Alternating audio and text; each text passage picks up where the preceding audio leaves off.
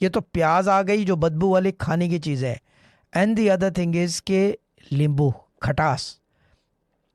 کھٹاس جو ہے، بھلے وہ سرکہ تو ویسے منع ہے وظائف پڑھنے والے کو، کیونکہ یہ جو ہے کہتے ہیں، ہمارے ابا کہتے تھے کہ یہ سرکہ جو ہے یہ شراب کے بہت قریب ہوتی ہے. تو بنتی تو ویسے ہی ہے. ہاں شراب کے بہت قریب ہوتی ہے، تو چانس کیوں لے آدمی؟ ونیگر جو ہے چانس کیوں لے پڑھنے پڑھانے والا آدمی؟ دیکھیں حسنین بھائی کو رجت کا پتہ ہے، میں 40 سال سے اوپر کا ریاض ہے میرا اپنا الگ الگ وظائف کا. ایک بوند زبان کے اندر 40 سال کا ریاض میں واپس نہیں لا سکتا، اور 40 سال میری آگے عمر مشکل ہی ہے ہو.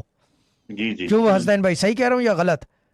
رجت ہو گئی تو ہو گئی، پھر گیا کام. جو رضا بھائی نے بات کی نا، کہ وہ ایک شاید میرے خیال میں شاید امام حسن سے کوئی بات ہوئی خوراک کے معاملے میں، کسی سے پوچھا کچھ بات، کیونکہ دسترخوان ان کا بہت بڑا ہوتا تھا، وسیع چلتا تھا. تو انہوں نے کہا کہ جس چیز کے اندر شک آ جائے اس کو چھوڑ دو بس.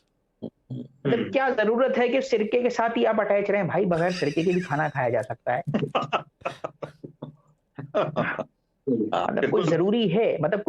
اور پھر دیکھیں ایک اور ایشو جو ہے بڑا ٹیکنیکل، لیکن ہم یہ جسم کے ساتھ ریاض کرتے ہیں نا، بسم اللہ کا ریاض کریں، باموکل کریں، سورہ پڑھیں، قرآن پڑھیں. کھٹاس جو ہے نا وہ دیکھیں مسئلہ اس کا یہ ہے کہ وہ آپ کو نا نزلے کی کیفیت میں لے کے جاتی ہے.